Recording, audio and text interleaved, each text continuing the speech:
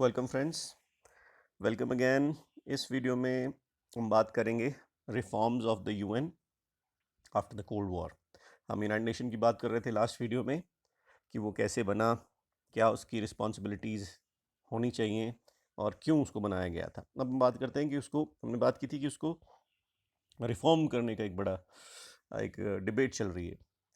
तो अगर हम यूएन के रिफॉर्म्स की बात करें, देखिए रिफॉर्म एंड इम्प्रूवमेंट्स किसी भी ऑर्गेनाइजेशन के लिए बहुत ज़रूरी हैं, क्योंकि with the change in times हर एक ऑर्गेनाइजेशन को चेंज होना पड़ता है, और this is actually applicable on UN also. अब रिसेंट ईयर्स में क्या हमने देखा है कि यूएन को, जो एक सबसे बड़ी वर्ल्ड बॉडी है, उसको रिफॉर्म करने की बड़े एक डिबेट चली हुई है, जिसमें दो मेन इश्यूज हैं, दो लेवल्स पे आप कह सकते हैं, या दो एस्पेक्ट्स पे इसको रिफॉर्म करने की बात की जाती है। और वो दो एस्पेक्ट्स क्या हैं? नंबर वन, एक reform on the organization structure and processes, कि जो उसका ऑर्गेनाइजेशन है, ऑर्गेनाइजेशंस का जो स्ट्रक्चर है और उसके जो प्रोसेस हैं, उसको रिफॉर्म करने की ज़रूरत है।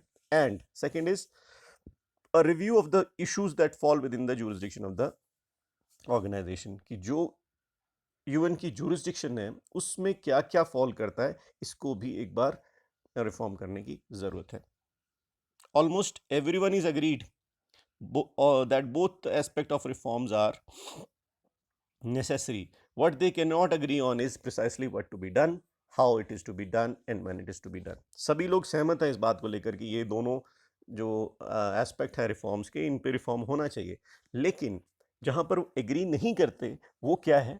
वो है कि ये कैसे रिफॉर्म किए जाएंगे, कब किए जाएंगे, और क्या what they cannot agree upon is the what is to be done. क्या किया जाना चाहिए, कैसे किया जाना चाहिए और कब किया जाना चाहिए, right?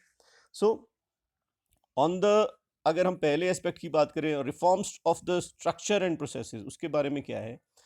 The biggest discussion have been on the functioning of the security council. सबसे बड़ी डिस्कशन है यूएन सिक्योरिटी काउंसिल की के बारे में। अब इसमें इशू क्या है?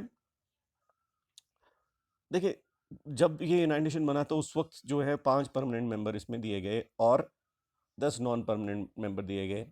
लेकिन वो जो उस वक्त परमानेंट मेंबर दिए गए, वो उस वक्त जो थे वो आज भी वही हैं। तो वो जो रियलिटी थी उस वक्त की, 1945 की, उस वक्त के हिसाब से वो ठीक था, लेकिन उसको कभी भी रिफॉर्म नहीं किया, उसको डेमोक्रेटाइज नहीं किया गया। तो ज़्यादातर लोग क्या कहते हैं that in particular there are no proposals to increase membership of Asia and Africa and South America. Beyond this, the US and the other Western countries want improvements in the UN's budgetary procedure and its administration. जो बाकी world है, जिसमें Asia है, Africa है, south America है, इसकी कोई representation ही नहीं है, ठीक है? तो ये एक बहुत बड़ा एक इशू है। On the issue to be given greater priority or to be brought within the jurisdiction of the UN. Some countries and experts want organization to play a greater role or more effective role in peace and security mission, while others want its role to be confined to development and humanitarian work. दूसरा जो है कि jurisdiction की जो बात है, UN की jurisdiction को रिफॉर्म करने की जो बात है, उसमें कंट्रीज क्या कहती हैं? कुछ कंट्रीज कहती हैं कि यूएन को अपना जो स्पेसिफिक ऑब्जेक्टिव है उसी पे फोकस करना चाहिए, that is peace and security missions. और जबकि बाकी कंट्रीज क्या कहती हैं कि जो बाकी ह्यूमैनिटेरियन वर्क है उसमें भी यूएन को इंपॉर्टेंट रोल प्ले करना चाहिए, जैसे health, education, environment, population control etcetera. Now let us look at both sets of reforms. अब अगर हम दोनों इन रिफॉर्म्स की बात करें तो देखिए, UN was establish in 1945, immediately after the second world war, and the way it was, wait a minute, organized, and the way it functioned reflected the realities of the world politics after the second world war. After the cold war those realities are different. Here are some of the changes that have occurred.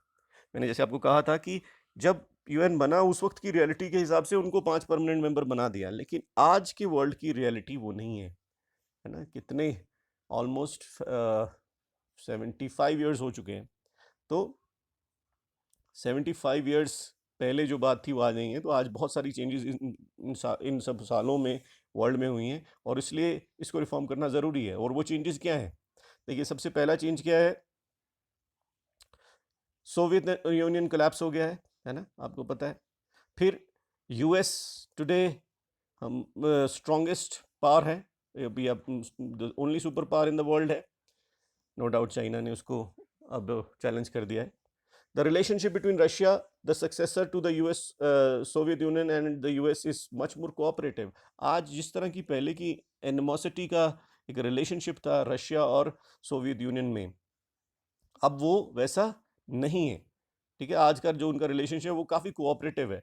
फिर China एक fast emerging power है, अब इसके बारे में ज़्यादा क्या बोलें, आप सब जानते हैं। आज तो चाइना ने अमेरिका को भी घुटनों पे ला के रख दिया है, और without firing a single bullet उन्होंने एक तरह से ये third world war, undeclared third world war है, और उसको जीत भी लिया है, ठीक है। पूरी दुनिया में हालत ख़राब है लोगों की, है ना।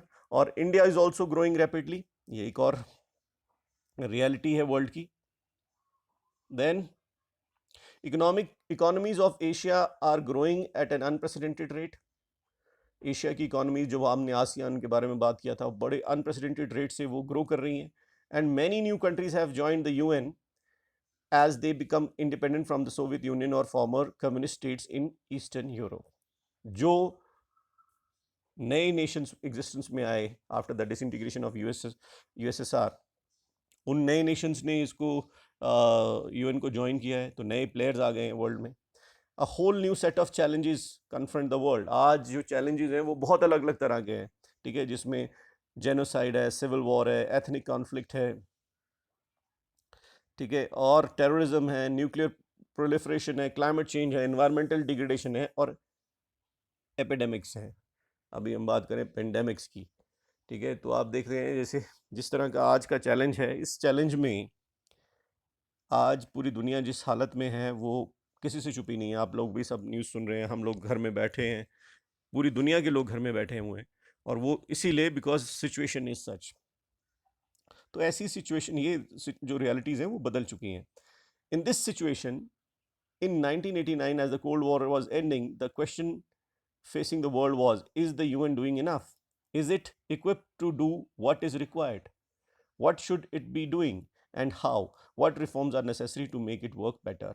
For the past decade and a half, members states have been trying to find satisfactory and practical answers to these questions.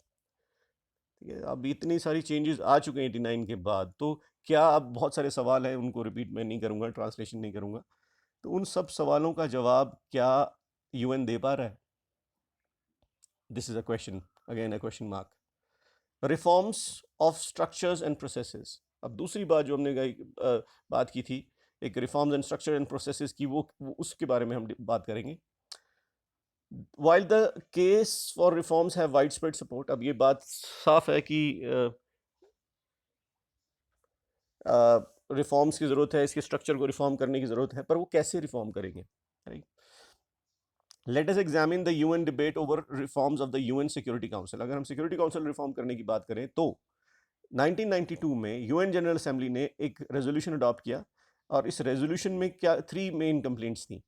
एक कि security council no longer represent the contemporary world realities. आज की वर्ल्ड की realities को security council reflect नहीं करता है, वो उस वक्त की रियलिटी थी जब 5 परमानेंट मेंबर उसको दिए गए। It's decision reflect only the western values and interests.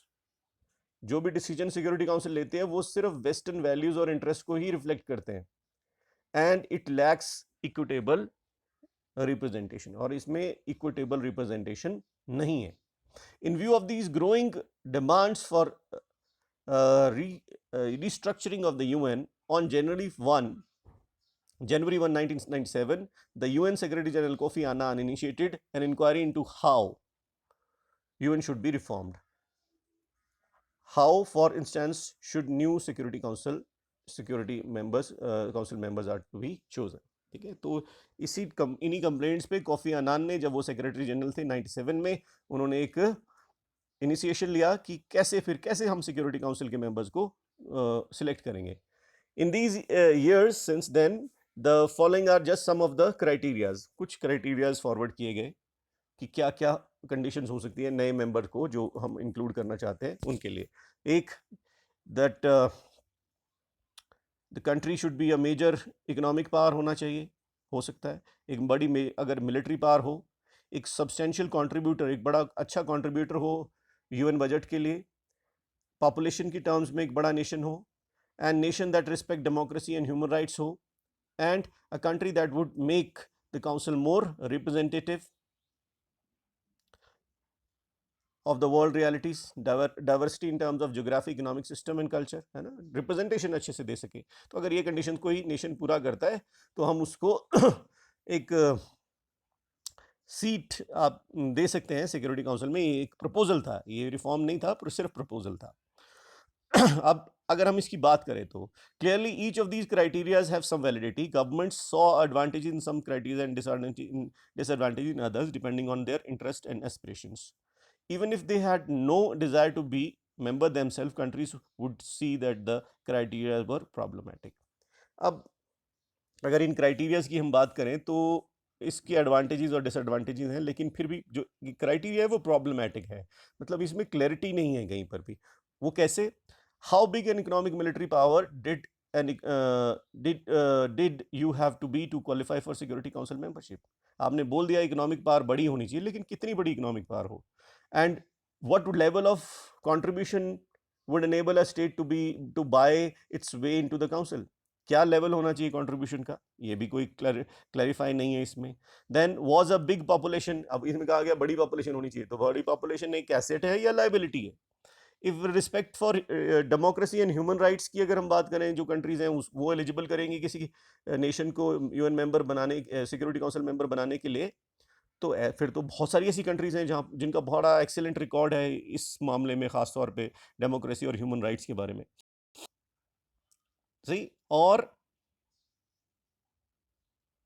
Furthermore how was the matter of representation to be resolve? अब रिप्रेजेंटेशन का मैटर कैसे रिजॉल्व करेंगे? आप कॉन्टिनेंट्स को ज्योग्राफिकल रिप्रेजेंटेशन देंगे या आप कल्चर को रिप्रेजेंटेशन देंगे?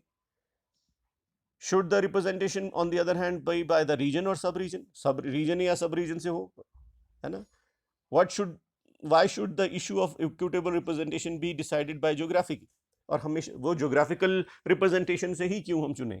Why not by level of economic development? Economic development भी तो देख सकते हैं, ठीक है? हम first world, second world, third world बोलते हैं, इस तरह से हम रिप्रेजेंटेशन देते हैं, दे सकते हैं। Why not, in other words, give more seats to developing nations? क्यों ना हम ज़्यादा जो सीट्स हैं, जो डेवलपिंग नेशंस हैं, जिनकी ज़्यादा इश्यूज और प्रॉब्लम्स हैं, उनको दे दें। Even here there are difficulties and difficulties. The developing world consists of countries of many different levels of development. What about cultures? इसमें भी प्रॉब्लम है। डेवलपिंग वर्ल्ड की हमने बात की, तो डेवलपमेंट के अलग अलग स्टेजेस हैं, और कल्चर से भी हम रिप्रेजेंटेशन दे सकते हैं। What should different cultures or civilization be given representation in a more balanced way? How does one decide the world by civilization or culture, given the nation have many cultural streams within their borders? एक ही nation में बहुत सारे cultures हैं। अगर हम culture वाला aspect भी लेते हैं, that is also going to be a problematic, because within the nation बहुत सारे कल्चर के लोग एग्जिस्ट करते हैं। So a related issue was to change the membership or nature of membership altogether. Some instead, for instance, that the veto power of the 5 permanent members of be abolished.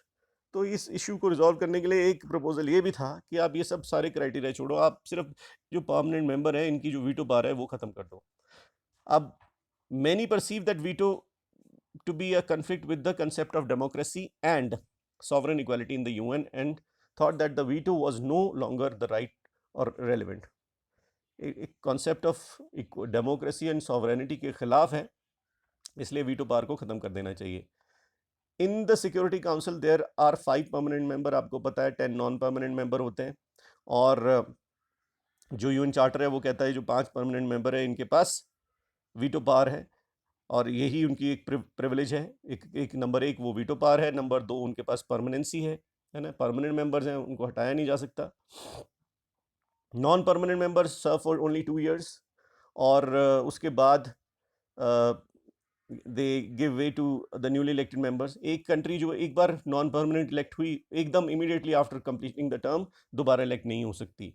तो non permanent members are elected in a manner so that they represent all continents of the world. उसको इस तरह से elect किया जाता है कि वो पूरी जो कॉन्टिनेंट है उनको रिप्रेजेंटेशन दे।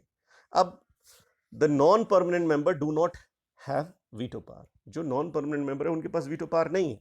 अब ये वीटो पावर का झगड़ा क्या है? वीटो पावर क्या है? देखिए, वीटो पावर क्या है, जैसे अगर सिक्योरिटी काउंसिल कोई डिसीजन लेती है तो वोटिंग से रिजॉल्व होता है। All members have one vote, however the permanent members can veto in a negative manner, so that even if the other members and permanent and non-permanent members vote for a particular decision, any permanent member negative vote can stall the decision. Voting से decide करना है, 5 permanent 10 non permanent member हैं।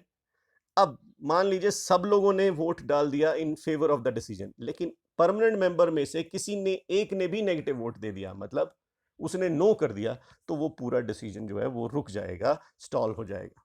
So that power is what we call the veto power. While there has been a move to abolish or modify the veto system, there is also a realization that the permanent members are unlikely to agree to such reforms.